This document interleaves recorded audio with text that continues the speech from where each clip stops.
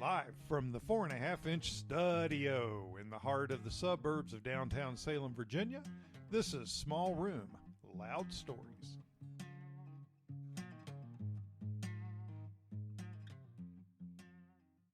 Hello, and thank you for joining us. Today I have John Hildreth. Is that right? Hildreth. Hildreth. I knew I was going to get that wrong. It's a weird name.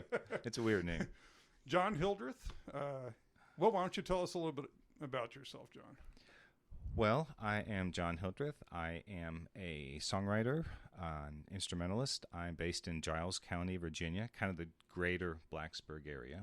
I live in Pembroke and been out there for a while, and I play in numerous acts throughout the area as a soloist as well as in some bands and some other projects. I saw that you there were some videos posted of you with Ezra Ford. Ezra Ford, yeah, it's my friend Ezra. Ezra. Why is that name so familiar to me? Well, Ezra's been on the scene for a long time, too. You would be hard-pressed to find a better vocalist. Okay. Ezra has just got a monster of a voice. We've been playing together for about 10 years now, and it's a lot of fun. Okay. Yeah, he had posted a video, which because now we're friends on Facebook, I saw because he had tagged you as well. And you're right, an excellent vocalist. But so are you. From the videos I've seen. Lower voice. Yeah, definitely a lower voice. And you said you're a instrumentalist, and Correct. know I saw you on 3rd Street Coffee House, your performance there. Oh, great. And you switched seamlessly between guitar and piano or keyboard or whatever it was. And then how many other instruments do you? I play quite a few. I would say the guitar, the acoustic guitar, is my primary instrument. The piano was my first, so I've always played it. I'm really more of an accompanist these days on the piano, as opposed to kind of chop style playing. I did more of that in the past. But that's kind of my main things. But I play the mandolin, I play the banjo, specifically the tenor banjo. I can play regular banjo too, though. Vocalist, obviously. Synthesizers, like old school, like analog synthesis is something that I do. Hear that a lot in the album October. Yeah. And I guess also in Parallel Lives. Yeah. A lot of it in there. Yeah, absolutely. So you can kind of see that flex there as well. It's kind of, if I can get my hands on something, use my hands to play it, chances are I can learn how to play it. Okay. But primarily guitar and piano as well. Yeah. Where do you do your primary music writing? At home. I have a studio in my house, and so most... Is that the Blue Studio? Sorry to interrupt. Yeah, that's exactly right. I call it the Blue Room because it literally is painted blue. That's also a reference to a place in a film called Blue. It's just this composer would work in this space called the Blue Room. So it just always made an impression on me. Right. I remember that. And so that's where I do most of my work, my recording, my writing. Of course, if you have a guitar, you can kind of write wherever you are, if the moment strikes you. But that's where I usually do most of my stuff. Okay. And do you write on the guitar or on the piano more? It can happen either way. With guitar, if it's something I'm going to be performing myself, that's usually where it starts. I use a lot of different tunings, so I may work myself into a tuning that's kind of intriguing. I can hear some possibilities of. It can happen that way. It can happen with a progression on the piano. It can even happen with just a sound. Right. Just a sound, maybe on a synthesizer or a certain, maybe a vocal kind of line. So it can come from any of those places. Anything that catches your ear is possible to turn into a song. Yeah. You hear things, and it's like, okay, I think I can use that, Yeah. Now, most of what I've seen from you on Facebook, your posts on Facebook, I can't think of how to explain it, but they're songs with words. They're lyrical. Yes. But a lot of what I've seen on the albums that you have on Bandcamp are instrumental, or maybe lyrical, but they're more downplayed. They're more secondary than Correct. Like you mentioned, Parallel Lives. It has vocals on it, but they're non-lyrical. It's just like syllabic vocals. There is some spoken word things on there. In some cases, it is there for you to discern. In other cases, you can't quite discern what's being said, which is done purposefully. So it's more about just using the voice in other ways, as opposed to like The Hidden World or Second Planet. It's more my singer-songwriter material. So you would have what you consider more traditional kind of songs. Yeah.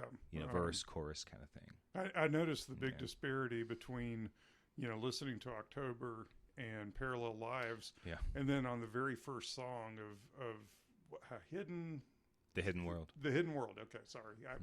I'm 60, so my brain doesn't like to brain as much as it's Saturday morning, too. It's Saturday morning. But The Hidden World, the first song on there was like a very big departure from the other two.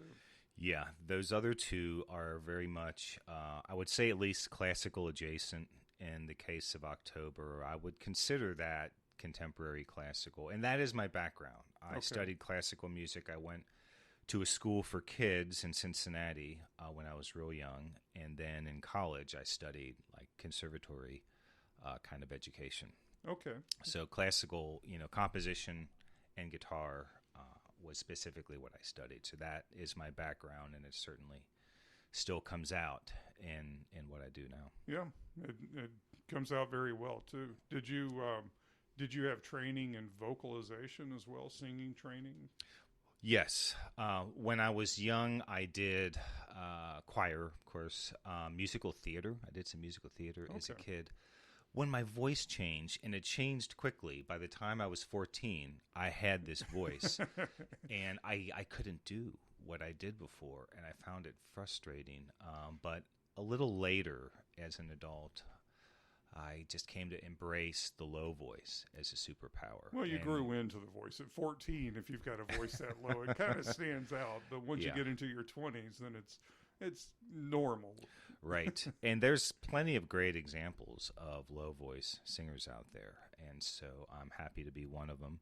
And so I studied voice a little bit later. Okay.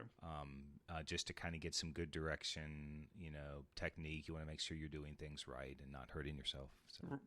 Well, that's the biggest issue I've had. I like to think that I sing, but I've never had any real training. And so I now have some issues with my throat that my voice can go from anywhere to sounding smooth as butter to just really raspy, and I'm having to clear my throat a lot to get that. So, yeah, I really wish I had taken some lessons back when I guess it could help. It's not too late. You know? It's not too late. Yeah. Yeah. I'm more of a songwriter than a performer, though. I prefer writing songs and fantasizing about other people singing them for me. So, well, that's cool too. Have you? Speaking of that, have you had any songs written that went on to somebody else? Yes, in some small ways. So I wrote some songs for a friend last year. So I'm kind of the bigger picture here. I'm in this songwriting group called the Song Machine. So every 2 weeks, a prompt is issued. It's a word or a phrase that has to be used in a song. So you have to write and demo a new song every 2 weeks. So I've been doing this for a couple years. It's a good way to kind of put yourself in some other positions to write things you might not normally write. So it's a real challenge. So last year I had written a couple songs and gave them to my friend Kat Mills, who's a really great singer and songwriter herself. So you might see that turn up, on a near future recording of hers. Okay. Kat Mills, you said? Kat Mills, yes. She's based in Blacksburg, originally from New York, and still has a footprint up there. But we do some shows together. She and I have a duo that plays, a couple times a year. And so wrote a couple acoustic rockers, and I thought she should have them. So I gave those to her. I wrote a country tune also last year on one of those songwriting prompts that I gave to songwriting a friend in Denver. And she and I actually recorded a duet earlier this year of a one-off single I released called "Love at the Oaks," which is about I've heard that Kentucky Derby. So you're that's talking about Turi? Turi Alita. She's kind of a country rock crossover artist. She's a great singer. Wonderful voice. Oh, yeah. And so I actually gifted her that country song. Okay. And so it's hers to record whenever she wants it. Right. So. Okay. Well, that's pretty neat. So, like I said, in some small ways, I do that. We'll see what happens. I could always do it again. Yeah. Well, when you're writing a new song every couple of weeks, you're going to wind up with a backlog that you can say, oh, well, here's some that might be better for somebody else. Absolutely. You never know where it's going to go. Yeah. You might demo something, on the mandolin, for instance, and it ends up being some completely other thing, So when you, I'm really interested in the songwriters group. When you get the prompt, and so you've got 2 weeks to write your song, do you then record it for display, or do you perform it live for them, or? It's all managed online. Okay. It's like a private Facebook group. We would like to have opportunity to get together. Most of the songwriters are in Virginia and West Virginia. Right. There's some a little further afield, but it's just a little easier to manage online. What most people do is they'll record themselves on their phones. Okay. Playing their songs. And I'll do that sometimes. And other times I'll actually do like a produced demo. If it's something that lives more in kind of a synth pop or an industrial rock world, that's obviously going to be produced. Right. As opposed to just playing something on an acoustic guitar or a piano or the like. Yeah. So I kind of do all the above. Just depends on how much time I have and that couple of weeks and the song and what comes to me. And yeah. Okay. I'd like to look into that as I do better if I have a prompt. And so how do the prompts work? They give you a topic. Do they constrain you in any way? You can't use these words. You have to use. Well, you can kind of do whatever you want. You just have to use the prompt. Right. And so the way it works is the first person to submit on a given cycle, they offer the prompt for the next one. And so I actually haven't been first. I just haven't, I haven't tried. I feel like I would never be first. I would probably get a song written, but I'd never be first. Yeah. Like I said, some cycles you have more time than others. But if you are interested, I can get you in the group next year. It starts in January. Okay. And it's every 2 weeks. If you can get it in, if you can hang on, you can keep doing it. Okay. All right. Yeah, I'll definitely look into them. Yeah. That's fun. So the albums, I was looking at the liner notes, and you are basically everything on the album. I saw a few other names like other singers, other vocalists, and a producer. I don't remember the name there, but it could be a couple people. Yeah. So you do most of the instrumentation on that? On my albums, I do most of the work. Yeah. I do the instruments and the voices, as you pointed out. Sometimes I work with another vocalist. It might be a duet kind of a situation in some form or fashion, or I may collab with a friend. I have other producers that I collaborate with. Probably the most frequent is Justin Hoshella. He works under the moniker Man-Made Random. He's based out of Detroit. So he and I have done some work together, and he's actually one of the musicians in a live version of my Lovely Dark project. Okay. And he and I have collabed on those albums together, and so we have a live lineup we're going to do like a little mini tour of later this year. Okay. So I work with him a fair amount. We share a lot of things we do, but I like working with other people. So that to me, that's the. I'm not, like I said, I'm not really a performer. I've been to a few open mics, and I go to the guitar pool that they have up on the Mill Mountain. Now and then when my anxiety isn't talking too loudly to me. Sure. And I enjoy playing with other people, but I'm not really a stage person. I was briefly in a band, and we played a small show, and that was fine, but I'm much more comfortable just campfire or group. playing together, because I'm not a real accomplished player. I don't do the percussion that you do so well, and I love listening to that. You know, I'm just a strummer, and if I can strum and sing the words at the same time, I'm happy. So yeah, you're a songwriter. Yeah, I like to let other people do all the little detail work. Sure. But so you're working on a double album, correct? And you had given me a link to some of the demo files. Correct. Honestly, I kind of want to not listen to those. I want to wait for the album to come out. I did listen to a couple of them. I'm like, this is good. I like this. I'm gonna wait. Okay. I'm gonna be the good boy that waits until Christmas to open this gift. Well, it'll be worth it. I promise you, it'll be worth it. So that album, it's a double album. It's actually done. Everything's done. I had Kim Rosen at Knack Mastering do the mastering on it. I'm really happy with it. And that is a situation where I set up specific constraints for myself. So the music has to be written for some combination of tenor banjo, upright piano, voice, and vintage synthesizer. Okay. So nothing else can be on the album. No guitars. No guitar whatsoever. No bass. I know, which is weird, right, coming from the guitar player. But I wanted to work in those limitations. I think you get a lot done when you kind of make yourself work within these boundaries.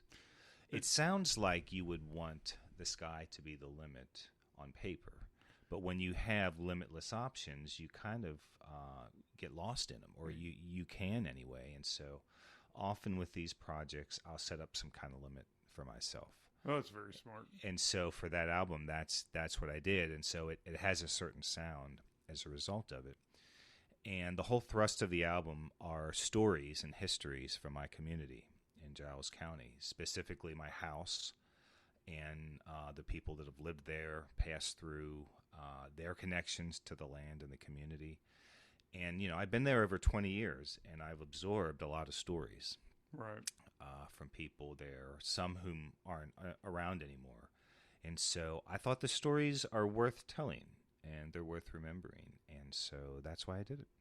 So you said you've been in the house for 20 years. Was it, were you related to the house prior to that at all, or just not at all? Bought the house and learned the history? I told, my wife, Sherry, that the house called to us in its way. It was built in 1918 is when construction was done. It was built by a man named C.A. Lucas, and he was the original owner of the house. He and his wife lived there for most of the 20th century. Right. I don't remember when she passed. He passed in 1987, I think. He was almost 100 years old. I think he was very nearly 100. Yeah. And so the house sat empty for, I think, about a year after he passed. And then the Davis family moved in, and that's who we bought the house from in 2004 when the last of their kids were graduating. And they decided they needed something a little smaller. They didn't need the... Yeah, and I remember the matriarch of the Davis family, Sherry Davis, she was a nurse, worked in healthcare, and she was commuting to Marion every day. And so she was ready to live a little closer to work with all the kids out of the house. And so, that's how we came to it. I saw the listing in a real estate magazine a couple of times. I'm like, interesting. It's a little further out. But I remember leaving work early on a Friday, and I'm like, I'm just going to drive out there. Right. And so I was just kind of driving past the house, and these kids were out in the yard. And they asked, if I needed help. And I said, hey, I just wanted to have a look. The for sale sign was out there. I was just kind of curious. And they're like, well, do you want to see inside? So they gave me a tour of the whole house, introduced me to their mom. And so, the house kind of called to me, and I brought my wife, Sherry, out there a couple of days later, and we're like, I think this is our place. Yeah. So you were already living in the community. Yeah, we were living in Radford. We lived in Radford for about 6 years. Okay. Came out here in 98. Okay. Summer 98. All right. And I imagine that there's a lot of stories about the house with the original couples being there for almost 80 years. Oh, yeah.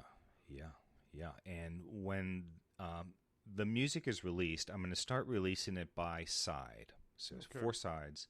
Side A, I'm planning a release in September. And then side B will be October.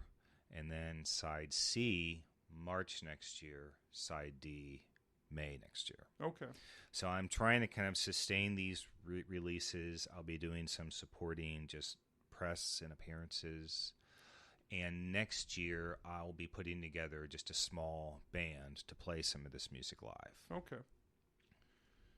So, like I said, I saw you when you were on the 3rd Street Coffee House. Do you like those kind of venues, the smaller, more homey feel? Absolutely.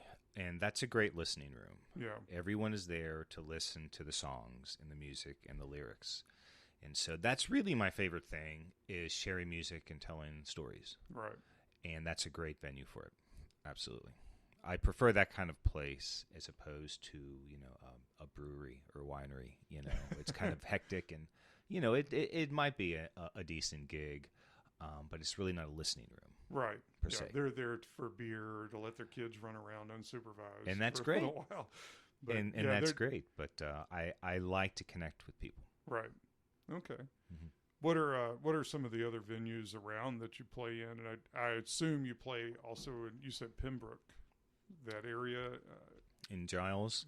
Well, I am working on opportunities for people to play in Giles. That's something that's been on my mind. There just aren't a great many places as compared to elsewhere in the NRV or the Roanoke Valley.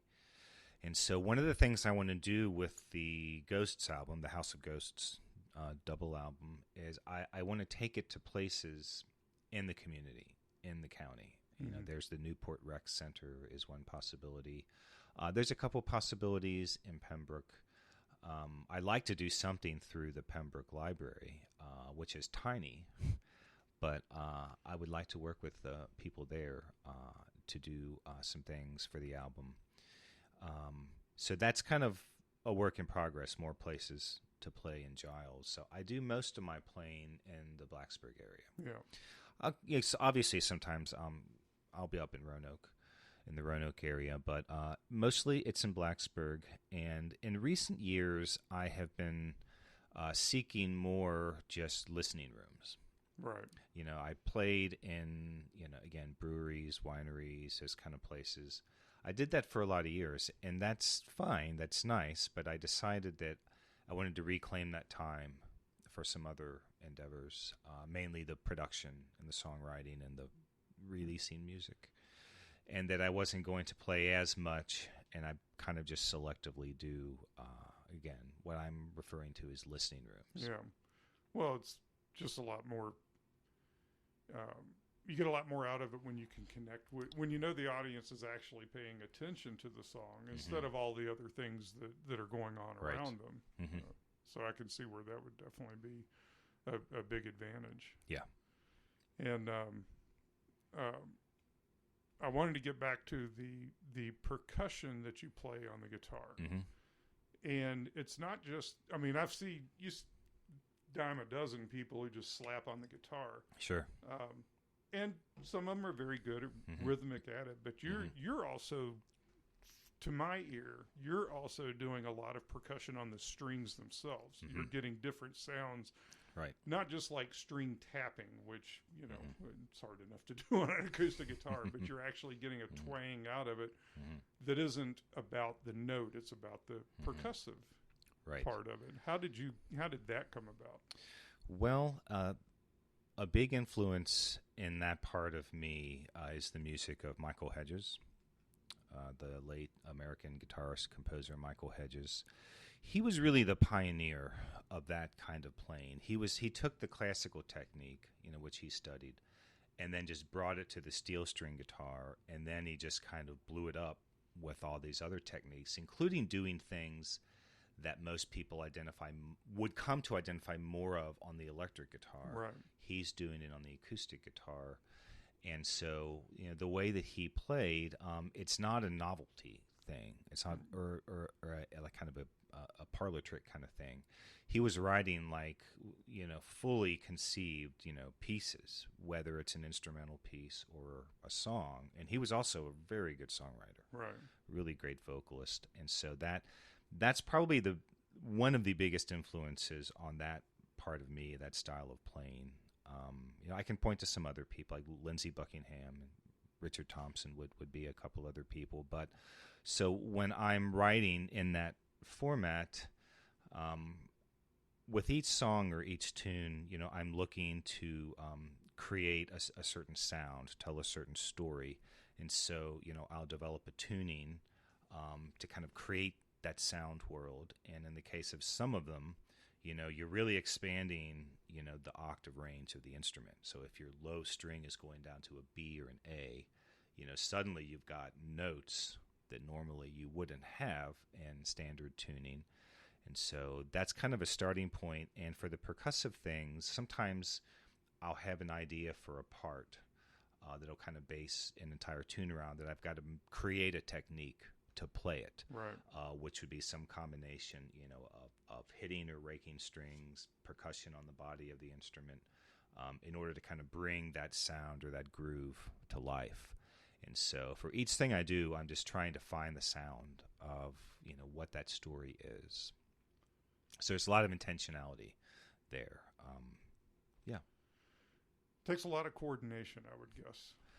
I reckon so. It's just the kind of thing that the more you do it, the more comfortable and familiar it becomes. Right. I was fortunate to learn how to play as a finger picker when I was a teenager. I took some early classical guitar lessons as a teenager, and it was really foundational learning to play that way, because you can take the finger picking and apply it to, electric, steel string acoustic. So it would be foundational to my playing later that I learned that at a young age. Yeah, I was glad that I took maybe 6 weeks of lessons that my parents got me for Christmas when I was 16 or 17. And one day she gave me a sheet on finger picking. And by the next lesson, a song I had written that was just strumming and I didn't like very much, I'd figured out a finger picking pattern on it. And she was like, "You did that in a week?" Awesome. Like, well, I love finger picking. I had a classical acoustic at that time. That was my first guitar. So it just felt a lot more normal to do that than strumming with a pick. Now, regular steel string guitar, I can pick, but I still like strumming with the pick. Yeah, it's a different sound depending on what you're going for. Yeah. I love John Prine's picking. He's just one of those people that can just keep that rhythm going and getting all those melody lines in there while singing. That's not an easy thing to do. No. Yeah, it's cool. What are some of your other influences, just musicality, just in writing in general? I would point to people like Bruce Hornsby. Okay. Is when I'm, a fellow Virginian. But for many years, really from the first I heard him, a pretty profound influence on me as a songwriter. And I just find his music to be, it's ever evolving. He's always doing something different and challenging himself. I've always admired that. And I like his music. He's a big one. The aforementioned Michael Hedges, Joni Mitchell. Okay. Also one I of the see that. best songwriters who ever lived. A lot of people over the years have had an impact on me. Those are kind of some of the big ones. I would say Prince, the artist Prince. Okay. Yeah. I'm was a a big particular fan of a band, and so I sometimes hear it in people's music, and they're like, "I've never heard of them." But have you ever heard of? Excuse me. Have you ever heard of XTC? Oh yeah. Yeah. So I kind of hear little hints of that. Not, okay. I don't think you're doing, helicopter or something like that, but I can hear some of especially some of their pastoral works. I'm just a huge fan of XTC. Yeah, good stuff. Yeah. Good stuff, man. There's so many things out there, and as time goes by, so many things are going to have some kind of effect on you, whether you realize it or not, and you may be channeling something you don't even realize, Some songwriters I have really been enjoying in recent years. They're all fairly small-time people, but you may have heard of them, though. Sarah Jaros, she's part of the I'm With Her band. But she has a great solo career in her own right. She's a fantastic songwriter. Mm-hmm. She's worked with John Leventhal, some real giants in the business, and I would consider her kind of a crossover artist, country, acoustic rock, pop. But I've been enjoying her a whole lot. She's from Texas originally. Becca Stevens is another one, originally from North Carolina, but a very respected songwriter in the business, in the industry. I haven't had the pleasure to see her play live, but she's somebody that I follow. I really admire her songwriting. And so, I like to find these people that are working now kind of almost flying under the radar. Yeah. It's not the Taylor Swift kind of level artists. It's just neat to discover these things. Yeah. Well, Bob Schmucker from the Third Street Coffee House. He's a wonderful a wonderful songwriter and a player. Yeah, yeah. I love listening to. He's got the. I think he's about cornered the market on bug songs. Well, I love bug songs. I have my bug songs. So. I don't think I've ever written. I've written plenty of songs that bug people, but I've never written a song about bugs. Well, it's unique. It's cool. I love to write about wildlife and wild places, and I've done it quite a bit. And at a house concert several years ago, a gentleman came up to me and asked, "Have you ever written a song about an insect?" I'm like, I haven't, but I like the way you think. Yeah. It turns out this guy was a retired entomologist from Virginia Tech, and I had remembered that. It was a couple of years before the pandemic, and when that happened and everybody was just kind of locked in at home, right? I'm like, let's do this thing. So I wrote this song called 6 and 8 Legs, which is a love letter to creatures with 6 and 8 legs. And that's on... that is The Hidden World. The Hidden World, yeah. Yep. I know I saw that one and listened to it.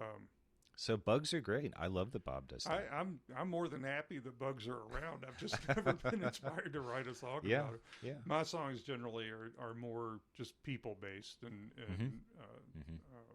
mood and emotional and things like that. And I think you said something about you write a lot of breakup songs, even though you don't really have a breakup to write about. I don't. Yeah, it's like sometimes the universe just kind of sends you these things. And like these songs about they're breakup songs or revenge songs, songs about narcissists. I'm like, why is this coming to me? I don't know. Do you ever dabble in like short story writing outside of music? I mean, just. Yes, in fact, I have. That's something else I studied as a younger person in college. As I studied writing, and do a lot of reading. I would, all my storytelling really just takes place in music, right? And I love to tell stories that way. I have written some short fiction in the past. Certainly not averse to doing it again, but if I did. I would have to put down a lot of other things. Right. If I'm going to focus on that as a thing, it needs to have its space. And right now, I don't really have the latitude for it. But again, the music flex is definitely a lot about storytelling. I drafted a project idea for some future time that may involve me writing like a novella or a novel. Yeah. To go with the music. We'll see if that comes to pass, but I had the same thought there. I'm like, wow, you're really going to have to shift, your creative priorities if you're going to do this. So, yeah. And what I've found is I'm much more attuned to writing very short stories like flash fiction and stuff like that, which is why I like writing songs, because you're already constrained to just, you've got to get a whole idea across and just, and you don't often have time for a full resolution, which is perfectly fine also in a song. I'm a fan of that. I like the short range format, and I've always loved short stories. So I think it just matches up, doesn't it? You can chew right through them, and then you can spend time pondering them if they hit right.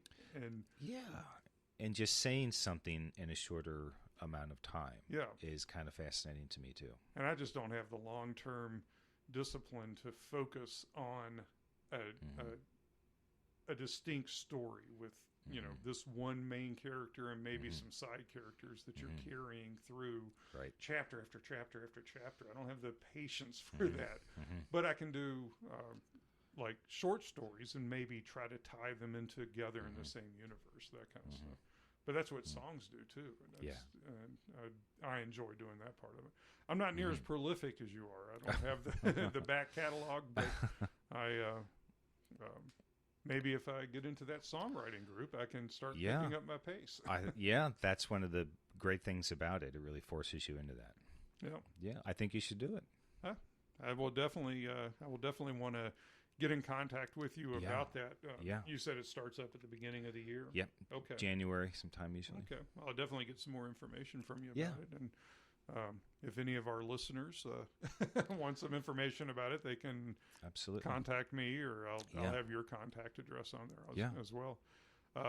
And just so you know, my plan with this, and I may edit this part out, I don't know, but the plan with this is I'm going to get 4 episodes plus or minus before I post the first one. I want to have a number of them posted together, as opposed to uploading one and then a couple of weeks later uploading another. Right. This gives somebody to get something for people to get their teeth into.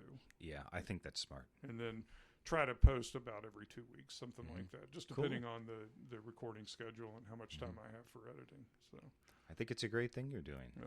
I love that you're spotlighting regional artists. That was one of the things I thought about was, you know, first of all, the worldwide artists are going to come and talk to Rob Miles, but the regional artists, they're the ones who have the stories I want to listen to.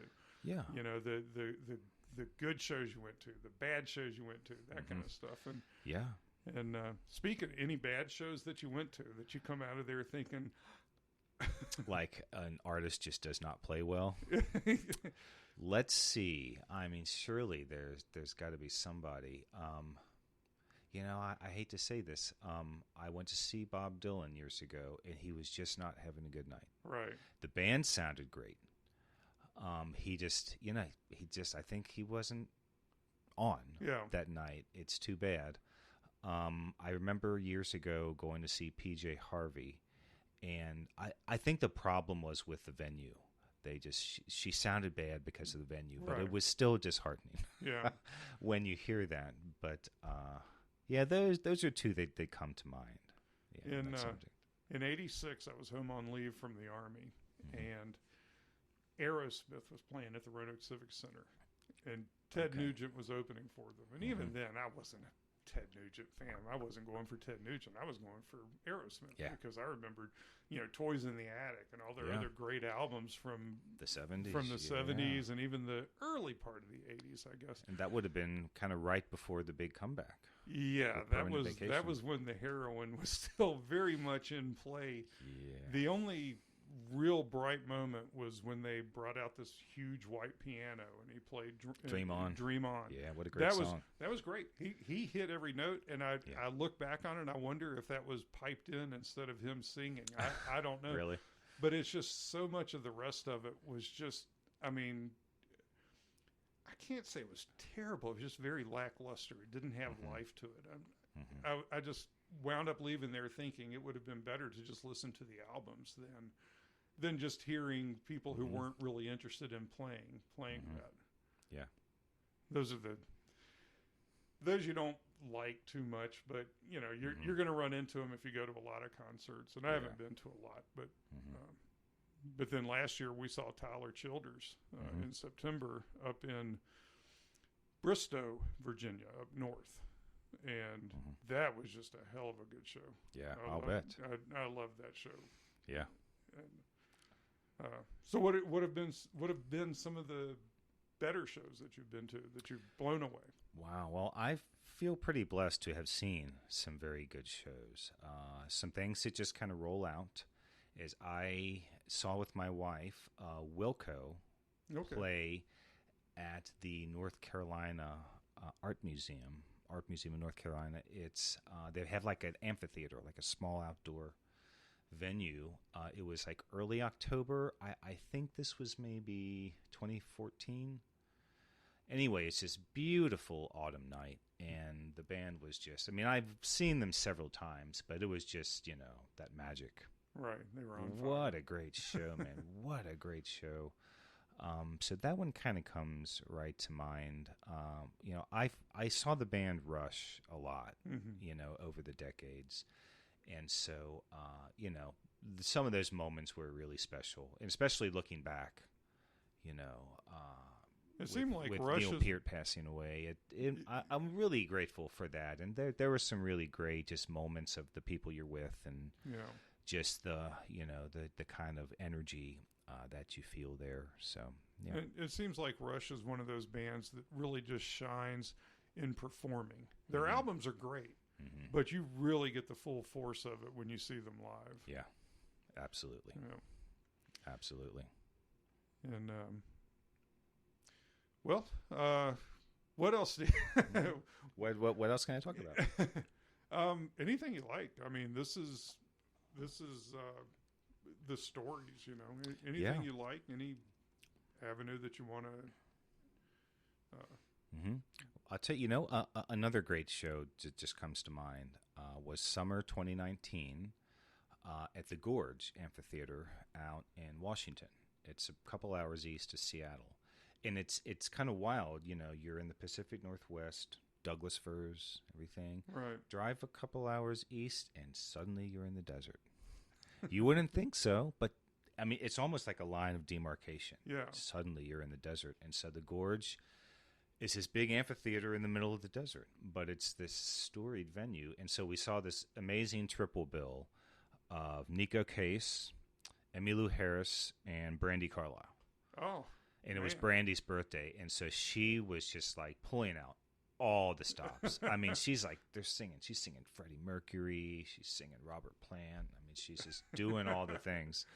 Man, that would have been a good one. It was a show to be remembered. You really, and we've seen her several times, but you can't really top that.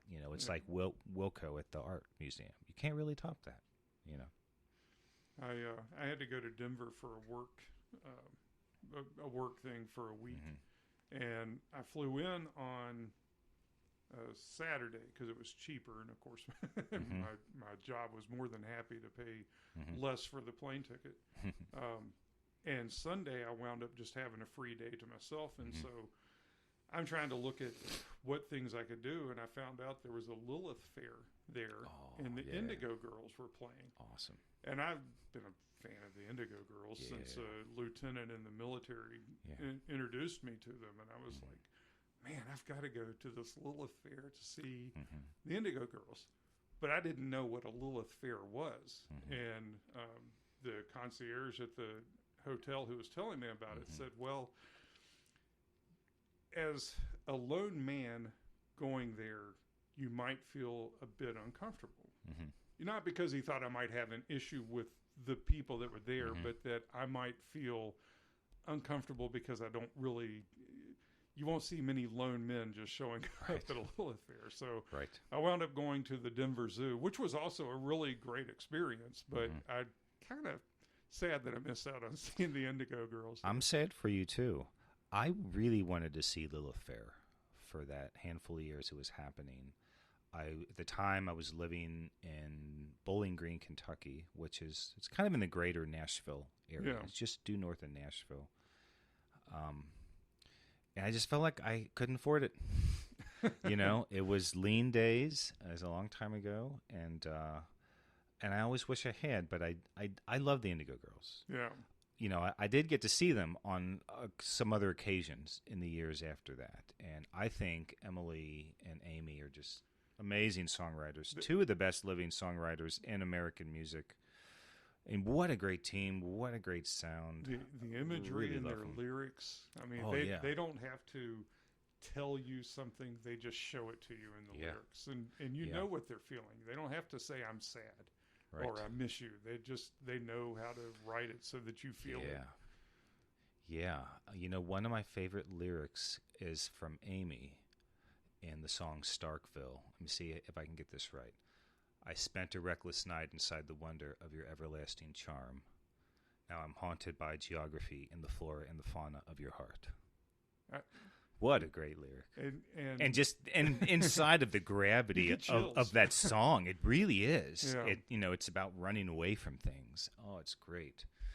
Yeah, I love the girls. I'm grateful that I got to see them, even though it wasn't Lilith Fair. I liked a lot of the Lilith Fair artists, actually. Yeah. At long last, later this summer, I'm going to get to see Sarah McLachlan. Okay, all right. Another songwriter that I really love and have admired for a long, long time. And I just haven't had the chance to see her. But finally, it's going to happen. So another Lilith Fair person to check off. I just see you with a bingo card waiting to get that X across the top. Yeah. All right. Mm-hmm. Yeah, good stuff. Do you have a favorite Indigo Girls album? Well, I guess it's their first one. I think it's the one with Closer to Find. The self-titled. Yeah. That was the album that I listened to primarily because I got a hold of the CD. I was stationed in Germany at the time, so it was hard to get some of the niche stuff. Niche. It's kind of hard to get a hold of that stuff. But I had that album, and I listened to it relentlessly. Yeah. And a song of Amy is the primary writer, right? Emily is the one that has. Well, Emily wrote. Well, they both had their songs, right? But Emily wrote Closer to Find. Correct. Okay. I always get the names a little mixed up if I'm not looking at them directly. But Emily has a song, and I'm blanking on the title of it. My place is of the sun. This place is of the dark. Prince of Darkness. Prince of Darkness, yeah. And there's a line in there. It always tries to choke me up where she says, I asked my father for $1, and he gave it a $10 raise. And I just love that, that storytelling, that kind of word, not word play, but just that word assembly that tells just a really big part of what she was going through at the time. Yeah, just find such just lovely ways to express all of that. Lines like, I left my anger in a river out on Highway 5. Yeah. You could read a lot into that. Yeah. There's a lot of different. I'm already picturing several different ways that could. From the awe to the that's a little suspicious. Yeah. I love that self-titled album too, but I like a lot of it though. Nomads, Indian Saints. That one had one of my favorite songs on it. Hammer and a Nail. I love that song. Yeah, that's a great the one about the coyote, and again I'm blanking on the title. Yeah, me too. I know what you're talking about then. Yeah, it's a great song, and I can't think of it. I'll put it in the liner notes of this episode if I think about it between. Well, I can always look it up. But, Rites of Passage is another great one. Yeah, that was probably the second album of theirs that I've gotten, and I've heard bits and pieces of their songs come through that aren't on either of those albums, but those were the two that I actually had and would listen to all the time. Around that same time period, I was really into Edie Brickell. Oh yeah, it's just fabulous voice. Yeah, I mean, She to me, I mean, I like Alanis Morissette, but Edie Brickell was what Alanis Morissette could have been. I just like Edie Brickell's voice and her. I don't know who was the primary songwriter for when she was with, what was it, Edie Brickell and the New Bohemians. The New Bohemians. I'm not sure either. I'd like to look that up. Well, that's a great album. Yeah, Shooting Rubber Bands at the Stars. Absolutely. What a great album. Fantastic. Every song on there. Every song, yeah. It's great. The lore I heard was that she was just a member of the audience at one of the New Bohemian show. Really? And maybe their singer, for whatever reason, they didn't have a singer, so she just went up there and started singing with them, and they're like, well, that's our girl. Now, that's what I've heard. So, this was back in the days before Google could set me right on that or not. And I've never bothered to look it up since then. So I'll just choose to believe that bit of lore and go with it. It seems I heard a similar story. Yeah. Yeah. I'm not sure what happened, but, and no matter what a great album. Yeah. Yeah. She's had quite the career. Alanis, had a lot of success. That album was just ubiquitous back Jagged Little Pill in the mid 90s, and it's one of those albums the whole thing just through the ubiquity. Right. Everywhere you go, it's on the house music at the restaurant, it's on the thing, it's on the radio, it's on the TV, and so that was one of those things that I just you just get tired of hearing it, and it's not her fault. I would say the same thing about other things that I love. I love REM, and they're great. I kind of figured you would. Their great album, Automatic for the People, it was so run into the ground by commercial radio and MTV. I couldn't listen to it for years. But then eventually I could. Yeah. Eventually I could. And so, Jagged Little Pill kind of fell into that same kind of thing for me. But, many years later, when it became a musical, Just for Kicks, it started coming up on my YouTube, and I was kind of listening to it. I'm like, okay, this works. This is kind of fun now. Yeah.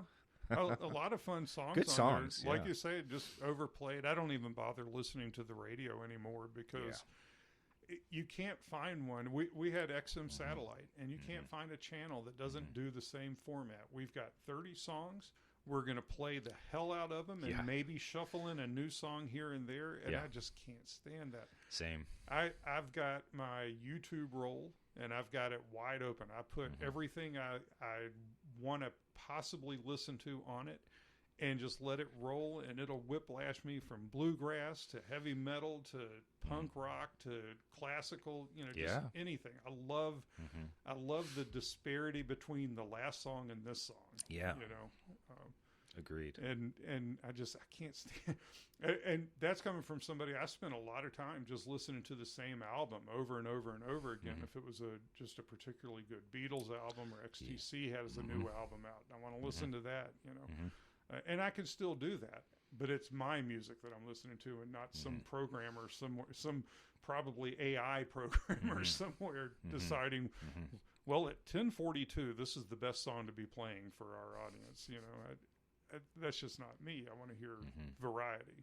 It's nice to have another breathing soul on the other end of that transaction, right? It's a shame that radio has gone the way it has. There's a handful of stations out there that are still doing it. They're just not the common denominator. Yeah. We love WFPK out of Louisville, Kentucky. It's one of the best stations in the country, and it's, they still do all this variety. Sometimes you never know what they're going to play. Right. And I love that about it. And it's live DJs doing stuff. Yeah. Well, see, and that I miss that. The live DJs that were there to serve the music, not be a talk show with music here and there interspersed into it. Yeah. Or talking over half the song. That always made me mad. And coming up after this song, we're going to have the... that's... Or you're waiting for that last coda of the song, and they're like, and that was... And it's, I know who it is. You don't have to ruin this I know. part of it. Please let me hear the end. The completist in me wants to hear the last note before any words come from... Yeah. But... Yeah, my father was actually a disc jockey back in the 60s. Cool. He was a country music disc jockey. And because of him, I just have memories of my childhood being at the small venue locations that the big name country acts would come into to play a few songs to promote their concert later that night or that weekend or something. So, I mean, Tammy Wynette and George Jones and some of the big people in music are playing in these little rooms in sleepy old Salem, Virginia before playing at the Salem Civic Center. And I'm in a back room playing with their kids. That was a lot of fun. That is cool. That was when radio was, worth listening to. Yeah. And it's just not anymore. I'd rather listen to my own spin of records. Be your own DJ. Yeah, Yeah. yeah. I'll every once in a while I'll hear a good band or just a recommendation about a band, and I'll say, all right, well, I'll pull up every album I can find of theirs on YouTube, put it in a playlist, and listen to just that playlist until I hear the whole catalog, and then that gets mixed into my rolls, so it just keeps showing up every now and then. That's yeah. I used to be very more monolithic in my taste in music. I was punk rocker and the Beatles, and that was about it. But I see so much value in music that I never thought I would love when I was a kid. And now, yeah, I mean, some of it I still don't love, but there's value in it, and there's good. You can learn a lot from the songwriters, even if you don't like the song. Agreed. I agree. Now I'm starting to get monolithic in the monologue here. Well, you can your relationship to the music can change too. Songs that you didn't particularly like before. Yeah. As you kind of grow and some time goes by, your relation to it changes, and you're like, you know what? That's actually a pretty good song. I still don't really like it, but I get it. Yeah. I get the story. I get what it's about.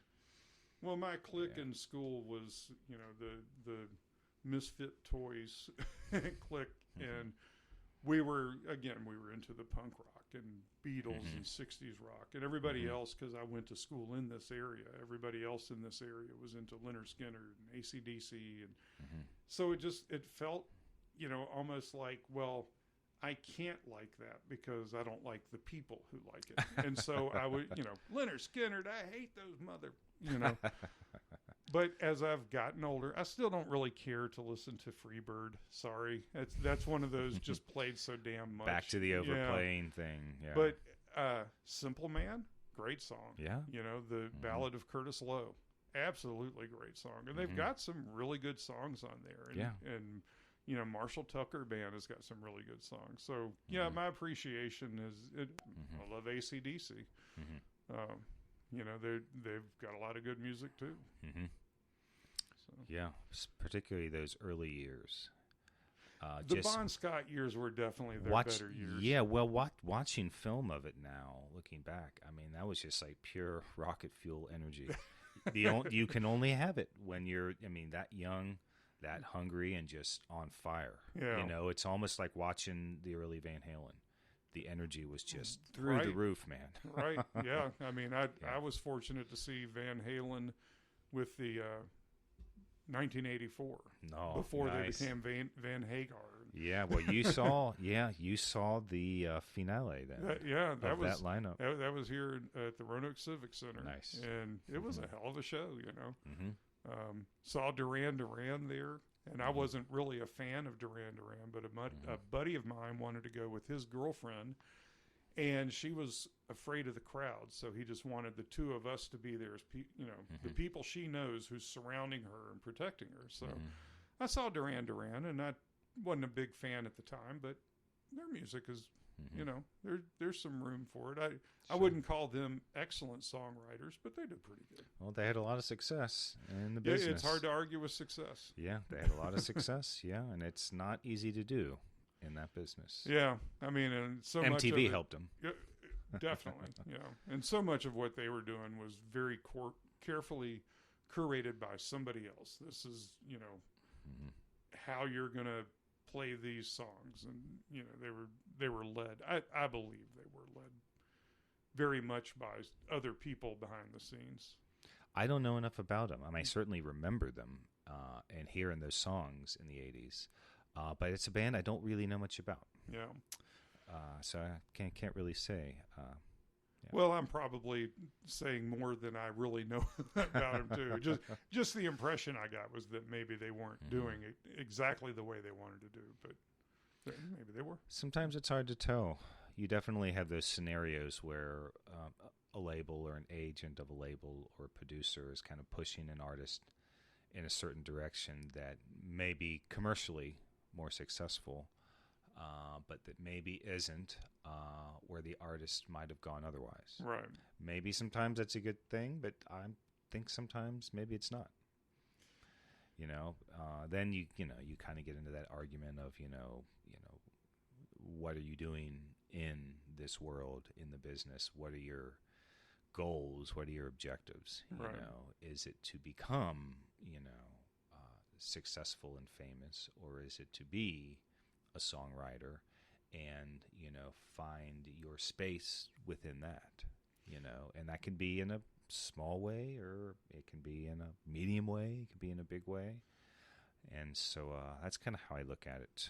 But I think that does happen with certain artists. They'll get pushed in a direction, particularly if they've had success with, this kind of thing. That's the thing we want all the time. Yeah, it's like Fleetwood Mac. Please make another Rumors. And they had so many great albums before and after that. They had a whole career before Lindsey and Stevie even joined. Yeah, I love those early Fleetwood Mac albums. I love the Bob Welch era. Yeah.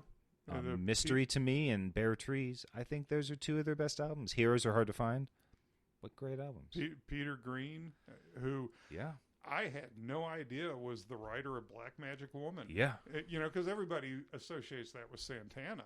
Yeah. Which he did an amazing version of. Yeah. But you find out Peter Green wrote it, and then you hear them playing it with Mick Fleetwood on the drum set, and it's like, this is amazing. Yeah. Yeah. He was amazing. I think in his prime, Peter Green was considered one of the best guitarists, rock and roll guitarists on the European continent. Yeah. There was him. There was Jeff Beck. Who would have been the number 3? Maybe Clapton? Yeah. In that time. Yeah, yeah. They were kind of considered sort of the big 3. But, they clearly were not interested to do Rumors Part 2. Yeah. I don't think they even wanted to stay together. And how many times have you seen that happen? They come out with this ambitious double album that doesn't really resemble Rumors at all. It's intentionally going in another direction. Yeah. And you don't even get the big Stevie Nicks hit till, 4 or 5 songs in? And you finally get this sort of maybe what you were expecting. But time has, borne out that Tusk is maybe considered their best album now. It's a great album. And, Prince, please do another Purple Rain. He never did the same thing twice. Michael Jackson, do another Thriller. You can't do another Thriller. Yeah, once you do it once, it's there. Enjoy it, but let me go in a different direction. Yeah. I remember Rush was in a similar place. They had released 3 records, 2 successful ones, a third one not so much, mainly due to some bad luck and maybe being a little overindulgent and the progressive rock songwriting. But they were getting pressure to do another record like the debut. Fly By Night was obviously already a way different album, but it had a lot of success. So please do like the others. And they chose instead to just keep moving forward. And of course that forward was 2112. Yeah. And ever after that, the company never pressured them to go and see. Just deliver the album. Yeah. We're good with wherever you come up with, as long as it does as well as that. Yeah. I appreciate artists pushing into new directions and doing different things. And, as an artist, you want to keep it interesting. You want to keep it fresh and try new things. And it's okay, to fail sometimes. Yeah. If you try something, okay, maybe it didn't quite land, but I wanted to try it. Or maybe you're really happy with it and it's just too weird for your listeners. That happens too. That happens a lot. Mm-hmm. But I do, the other side of the coin is you've got a band like AC/DC that leans into the fact that what's the story? Somebody asked Angus Young, what do you think about people who say that you've got 11 albums that sound exactly the same? And he said, well, I take umbrage at that. We've in fact have 12 albums that all sound exactly the same. And I mean, that's, they know what their niche is, and they niche. Mm-hmm. I never pronounce that right. But they know where their area is, and they stay in that lane, and they made a lot of successful albums staying in that. Yeah. That's kind of their bag. But I agree with you. I like seeing, I don't know, you hear a great album from somebody and you're like, I want to hear some more of that. But you know it's going to just be boring if you just hear some more of that over and over and over. So, yeah, you want them to branch out. But not that way, because they come out with an album that you're like, oh, that wasn't what I wanted to hear. Yeah, and, you can't please everybody, right? You can't please everybody. I'm trying to think of some more examples of that. We were talking about Michael Hedges earlier. Mm-hmm. So he had his debut album, instrumental, acoustic guitar, doing his thing there. He then follows it up with an even bigger one, same general format, but also had some tracks that were kind of different, a little other, still all instrumental. And then the third album, vocal album, no guitar solos. And I love that album, watching my life go by. His label didn't think they could sell him as a vocal artist, because he had become so established as an instrumentalist. But had you been going to see him live, he always sang. And in fact, he studied voice with Bobby McFerrin, the great vocalist and conductor. And so he wanted to do a singer-songwriter album featuring his songs. And so he did, and it's beautiful. I love that album. But it was definitely a curveball. Well, yeah, if you're used to somebody playing primarily instrumentals, and then they come out with an album where they're singing, you're like, did I pick up the wrong album? You're checking the cover to make sure that... Is this the same person? Yeah. Maybe it's just the same name. I remember a record by Pat Metheny, maybe over 20 years ago, maybe more. Anyway, it was just an experimental kind of like polytonal kind of thing called Zero Tolerance for Silence. And it's so different than everything else. Right. I think a lot of his fans didn't like it. It kind of really pushes your ears to the limits of, what you are accustomed to. Right. It doesn't resemble, it doesn't really resemble tonal music, and most people aren't used to hearing it. And so I remember that moment. It was, such a drastic change. Yeah. Well, it's the only album he did like that. My ear is very much attuned to Western music. The 12 notes, and those are the only 12 notes, and the microtonals, you don't really, It's a shock if you've never heard it. Yeah. When done well, though, it really stands out.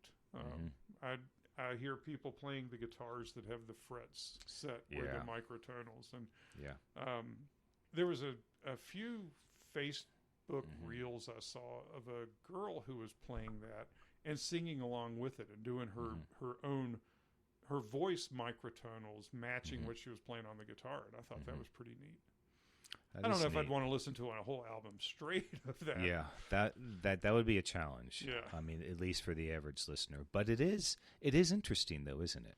It's different. It's a different way to hear things, and to me, it's very interesting in that way. You can learn from that. From the time I was in music school and college, I developed a fascination with the 12-tone serial technique. Posited by Arnold Schoenberg back in the early 20th century. I'm not familiar with that. And so it takes the chromatic scale. Okay. And you compose music by making rows or ordered rows of notes based on the chromatic scale. So you're not necessarily playing it straight up and down. You can move around, but once you play a note, you can't go back to it until the row's finished. Oh. So that's the kind of predicating technique of writing like that. And of course, you can have more than one row happening. You can become deft at it. A lot of 12-tone music, it was also called serialism, isn't very listenable. It's such a shock to the ear that's used to hearing tertian harmony and Western music. It's such a shock. But in the same way, what you were just describing with the microtonal guitar, it's interesting.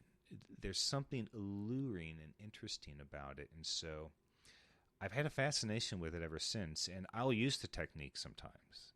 Okay. On Parallel Lives, there's 12-tone serialism happening.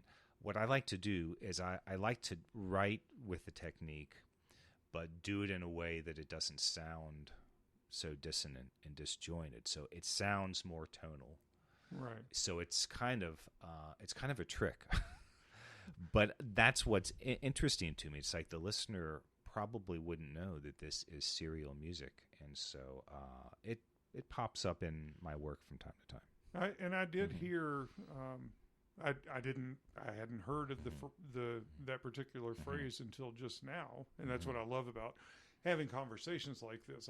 I've heard several names from you already that I'm not familiar with, but that I will dig into once I listen through this and get those names again. But now I'm going to be looking into serial music and the 12-tone music. But I heard some of that on your album, and one thought I had was, this is like Revolution Number 9, but with more direction. The song from the Beatles' White Album, which I always kind of liked listening to Revolution Number 9. I always thought it was just kind of cool if you were chemically imbalanced in some way to kind of have headphones on and just listen to all the cacophony that's going on throughout it. Yeah. But not that I'm saying that your songs had a cacophony to it, but it had that same kind of unboundness to it that certainly unbound compared to normal Western music. Sure, yeah. It ends up kind of having an exotic sort of a sound. Yeah. Really it's just different. And I think different's good. I like to try different things. Absolutely. Love different types of music, different foods, if you couldn't tell. But yeah, that's Explorer of flavors and sounds. What's the most adventurous dish or genre you've tried lately? I don't know. Echo, stop. They just do that sometimes. I have to remember to unplug that. It must have thought you were talking to her. She must have I thought guess that. there are certain sounds, if you make it in the right way, they pick up what sounded like their name. We have 3 of these devices, and they all have 3 have different names because they'll hear across the room trying to talk to the other one. So, but yeah, I'll have to remember to unplug that the next time before I start recording. That was a first, though. Well, it just adds a little fun character. Yeah. All right. Well, I like to also dig into the geek side of it. Tell me about your studio equipment. Okay. So I have in the Blue Room, I have several like hardware synthesizers.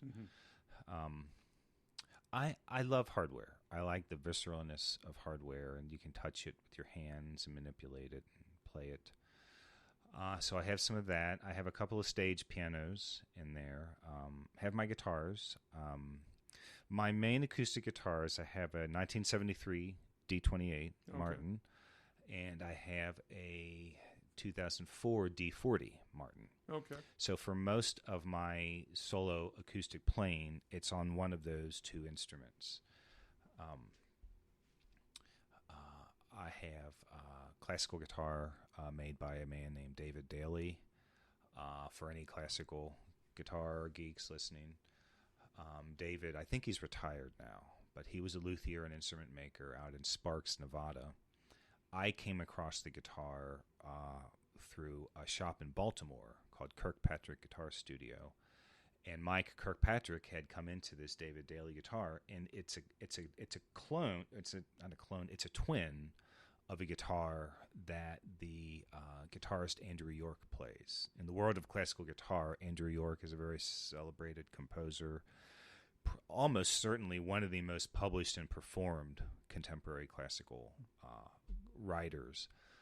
But he has a twin of this guitar. I've seen film of him playing it, and so that's in my studio.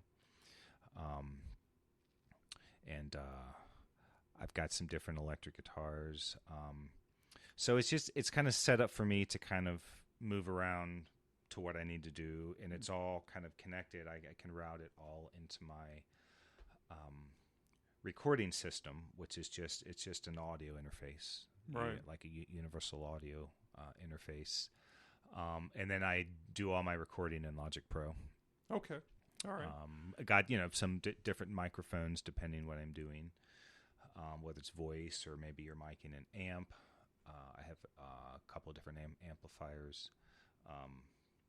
Although when I play with the Rock Band, I do use an emulator. I don't actually have an amp on stage. It's just less to carry. Yeah.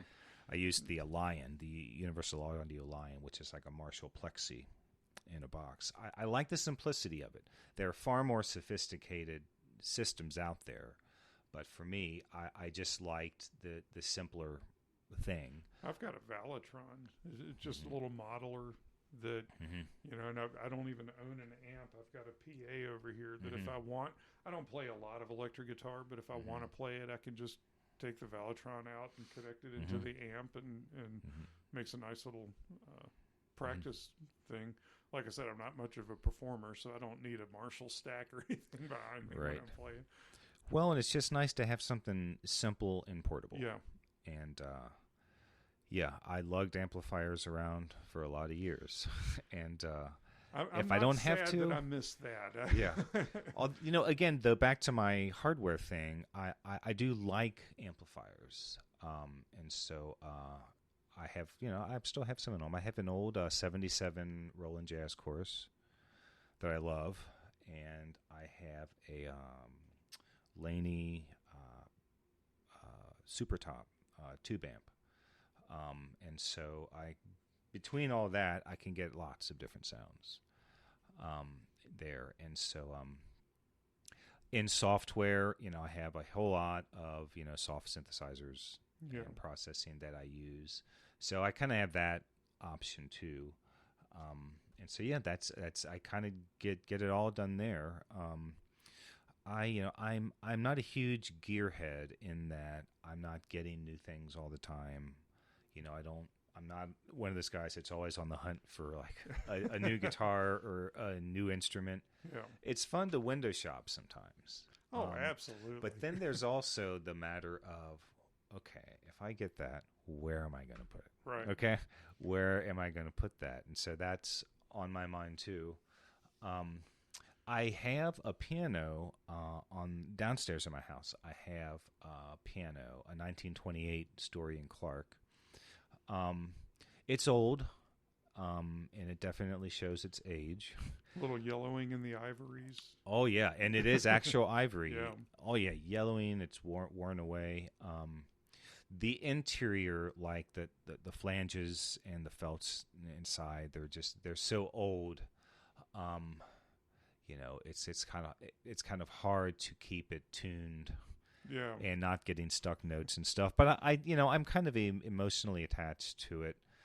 I got it from a friend about 20 years ago she had played at one point, and then she wasn't, and she was going to chop it up for firewood. And she's like, well, it's yours if you can come and get it. And so she lives out beyond the state maintenance in Eggleston.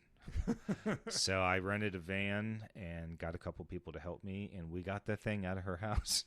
Now, I mean, and is into that my like house. a grand? It's an upright. Okay. I was yeah. going to say, you're It's not an going to upright. get a grand in it. Well, Maybe a baby grand. And then back to the space thing. Where am I going to put that? Yeah.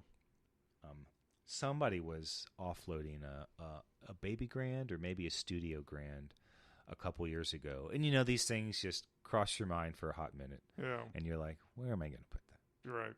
Well, no, I mean, when we say small room, we really mean a small room. And this is my music room. I've got two bass guitars in that closet in their case right now. One of them's a pretty little. I hate when I draw a blank like that. It's a viola bass made by cool. Epiphone. It's an Epiphone viola bass. Neat. Looks a lot like the Hofner, that Paul had. And I've got this board up here with these guitars hanging. It's I've a got handsome Telecaster. Yeah, it's not really a Telecaster.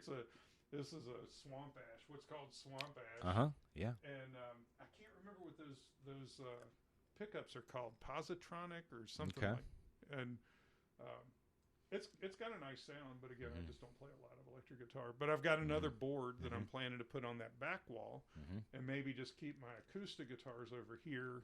And I built this Oh, guitar neat. from a kit, That's cool. and it was Pretty. the first one, and a lot of lessons learned that you'll see in it. If you look really close, you'll see a lot of lessons learned. And at some point, I got to take it apart and rewire it because I wired it up wrong somehow.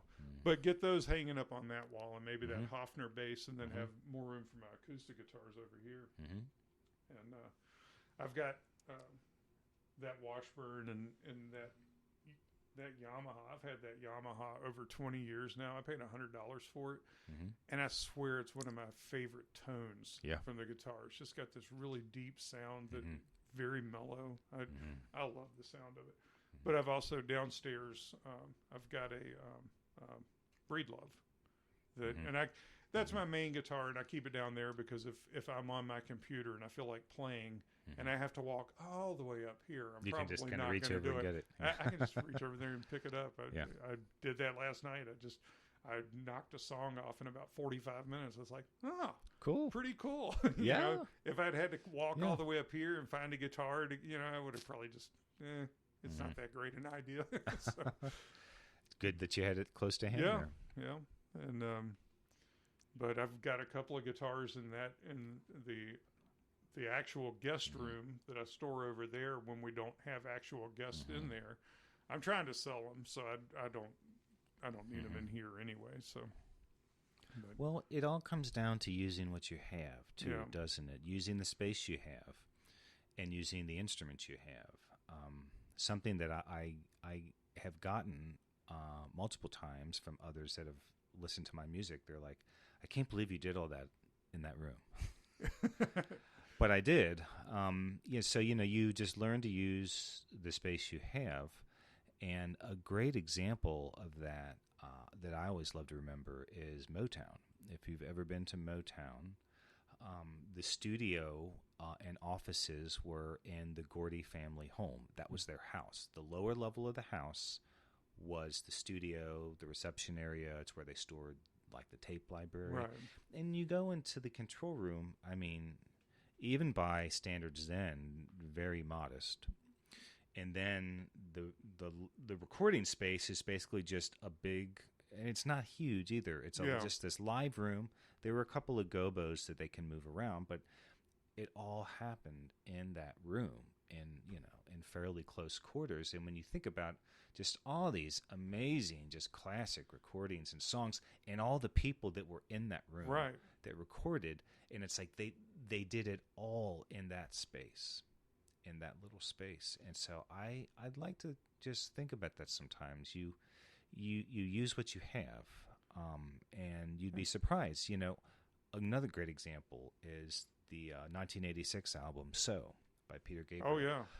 What a beautiful production. Absolutely beautiful. Every song. And so that was before he had his Real World Studios. So, you listen to that, and if, you kind of assume, well, he did it at Abbey Road. Right. Or something. Nope. It was recorded in a barn. He had a barn on his property, and that's where he wanted to do it. And so Daniel Lanois came out there and brought the stuff, and that's how they did it.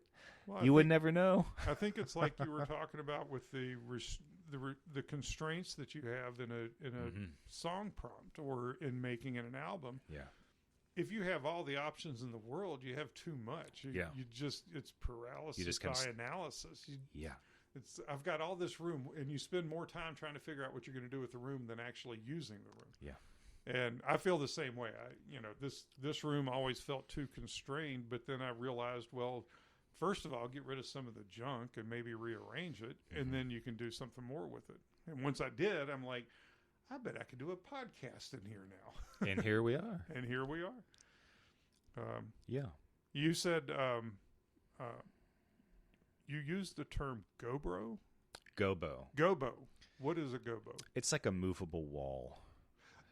So you can move it like around musicians. You can put it between, say, a drummer and, So you're not getting player, that bam, bam, bam in your ear the whole time while you're trying to just play guitar. Yeah, it's a way that you can get some separation in a live room space with people all playing at the same time. Especially if you've got an animated bass player just swinging all around. You want a wall between yourself and that person. Well, in early Motown days, you didn't have the multi-tracking capacity. Right. You had a little bit of it, but nothing like just had to would play all would at happen once. years later. So they had to again figure out a way to use the space and get some distinction between instruments. I was in a band years ago. I was in a touring band called ... And we made a couple of records, and the second album we did was in a studio. The whole thing was played live, but that's how we got some separation, was we had some gobos. Okay. So we could put the bass. You mentioned the bass player. Dude, he's a big upright Big bass stand, yeah. is on the other side here. I've got my acoustic guitar with a microphone on it here.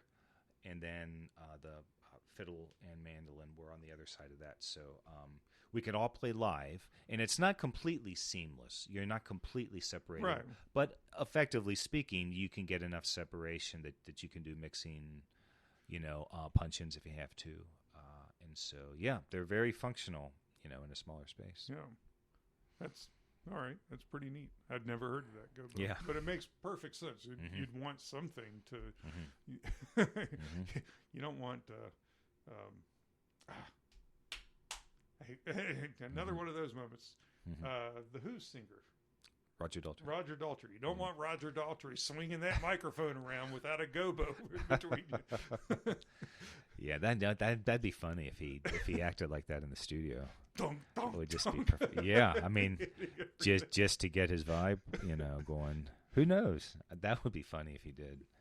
I heard a great story Jimmy Jam told about Michael Jackson when he recorded the duet with Janet, "Scream," long about like '94.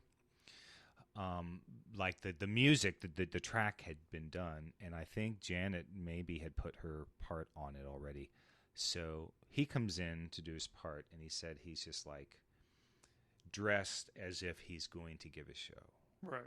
It's like Yeah, it's not in full- the studio. The full spangled, the one glove. He's like he's wearing all this jangly stuff, and he's like that you're not supposed to do in a vocal Yeah, booth. Right. They said they roll tape, and he doesn't simply sing the song. He gives this full-blown performance. He's like becoming the character, and it's his body and and everything. So he just delivers the whole thing right there as if he's in front of an audience. So when they stop, he's just like, "Was that okay? You want me to do it again?" They're like, "I think we got it." I hope somebody got video of this too. Yeah. Yeah. Somebody's getting fired if they weren't.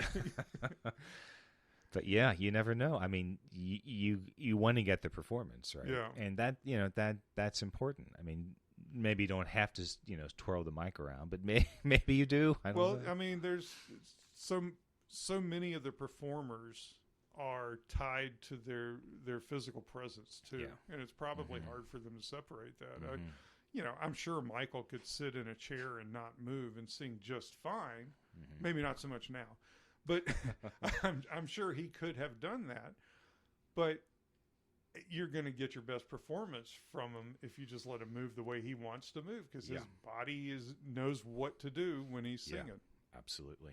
So, yeah, and that's important, I think, in production, to get that right performance. It's one thing to just hitting the notes or playing the notes, but really getting the right capture. yeah. It's important, and it does make a big difference. It does make a big difference when I'm doing vocal tracks. I mean, I will find myself, Jiving a little bit. yeah, or occupying this persona, Right. really becoming this character, and and so I think it makes a big difference. I think you can hear it, artists that do that, and I think most artists do. I mean, at least to an extent. Do you Bill Hudson with the guitar pool? I don't know think Bill Hudson. I don't think so. I may know him to see him, but Okay. I don't. Well, know the name. that's right. You're more in the 3rd Street Coffee House group, which there's some overlap, but I Yeah. don't know how much Bill would be involved in that. Mm-hmm. Well, Bill Hudson is the one who technically runs the the Mill Mountain coffee pool, the coffee pool. Guitar pull, the Guitars Under the Stars, and now that I've definitely heard of. right. So he and Bob basically run it. It's Bill's baby, but Bob helps him with running it. But I often, when I do go there, I'll play, and after I'm done, Bill's like, "Well, that's a good song, but why you look so mad?" or why, because I don't have that. That performance base. I don't have that, smiling and moving around with while I play. And that's one of the reasons why probably performance isn't my thing.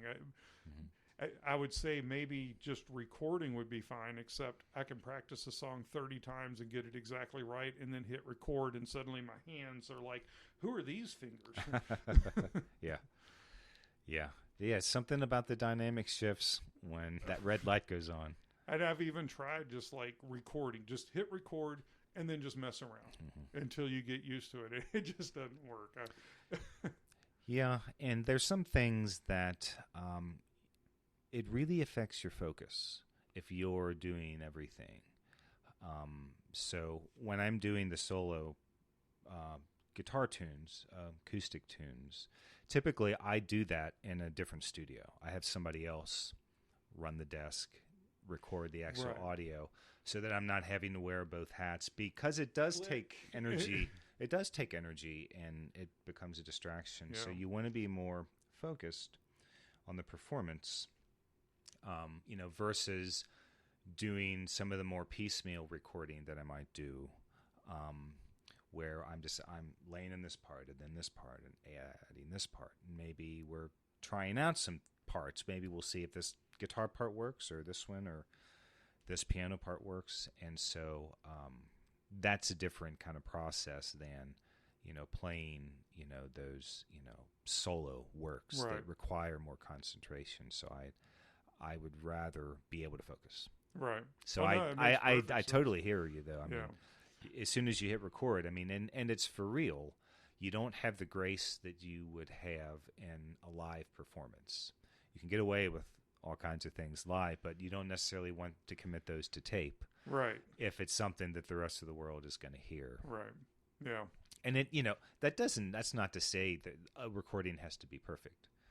Perfection is not interesting, but you want to get the tune right. You want to hit the notes. Right.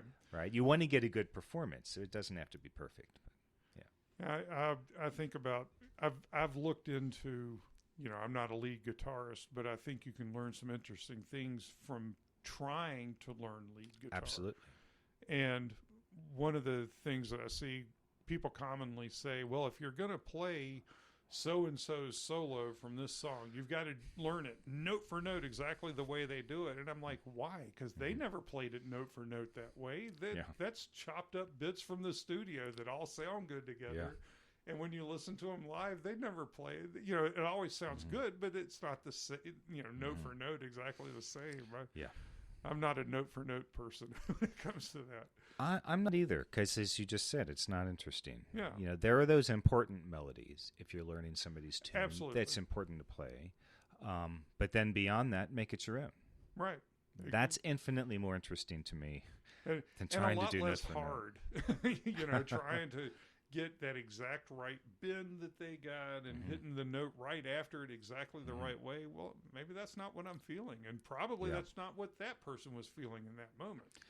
I used to have this very thought years ago when the rock guitar scene was very much dominated by Van Halen, or people emulating Van Halen, that kind of playing. And, I knew these guys trying to learn the Eruption solo, note for note, from the debut album, which was, it's just funny how that ended up on the album. I know the story. I heard the assistant engineer on that, on those sessions, was a lady named Peggy McCreary. And she said that on the tape roll from that day that's dated, and they have the receipt and the invoice and everything, It's just labeled guitar solo because they were setting up, and he and Al, the drummer, were warming up, and they just kind of played it. It's just there was them warming up. It wasn't intended for public consumption. It ends up going on the album, and suddenly, people are trying to play it note for note, when that was the furthest thing from his mind. He improvised it. This wasn't even a song. So when he would do his guitar solo during their live show, he would effectively play it, but it was never the same way twice. You really only recognized it by those couple of motifs, right? That are in there. Yeah, that in there, that tells you this is a version of Eruption. Yeah, right there. But almost everything else was different. Yeah, which is exactly what I would want. Yeah, that's yeah. So that's something else I always loved about Prince's guitar playing live. He never played it twice the same way. Why? Yeah. If you want to hear it the exact same way as on the album, listen to the album. or Frank Zappa. Man. For that matter. I mean, he loved the unpredictability of just going out with the guitar and seeing what happens. Yeah. I mean, and that's probably why Steve Vai is who Steve Vai is now, because Frank whipped him into shape as just... That was certainly some formative years for Steve. I know some stories from that. Well, and Steve, loves Frank. I mean, Frank is one of the people Steve loves the most. Probably like a father, or at least an older brother. He's one of the few people that got a hug. Yeah. From Frank Zappa. He actually got one of them. Ruth Underwood got one. Okay. His former keyboard percussionist from Mother's. Yeah. I heard a story that Frank was very quick to call out mistakes people made, which this is all improv. How is it a mistake? But, if somebody didn't do something the way Frank wanted, he would call them out on stage, and he was not shy about doing so. Right in a live show, you kind of fucked that one up, didn't you, guy? And but they did some particularly difficult piece, and at the Which end one? of it, good. yeah. I'm gonna have to narrow it down a lot more than that. But as they were done with it, Frank looked over at Steve, and I think Steve has said he was just very afraid of what Frank was going to say, and he's like, "Good job, kid," and went on. And that's like getting your name chiseled in stone coming from Frank. Good job, kid. I'd take that to my grave. Kid, yeah. I think Steve's nickname in the band was Sport. Sport. Hey, Sport. Maybe that's what it was. Good job, Sport. Good job, Sport. Yeah. Boy, there's another one, Frank. Oh, yeah. Yeah. Another pretty profound influence on my writing was Frank's music.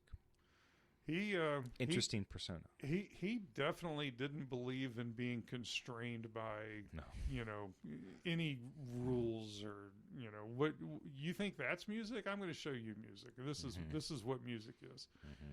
So big part of who I listened to when I was back in the 80s when I was still a wet behind the ears kid. But all right. Well, this has been just a so wonderful. Fun. Yeah. I love this. Yeah, me too. And very glad you stopped by. Thank you Thanks so much. for having me. And I'd definitely like to get you in again. Okay. Maybe start talking about that double album when you start getting the sides out. I would love to. Yeah. Have another conversation about that. I would love to. Yeah. I'm planning to do some advanced singles release, probably ahead of the sides. I'm still kind of working on the details of that, but yeah. All right. Okay. Well, thank you very much. And until the next show, thanks for coming to Small Rooms, Loud Stories.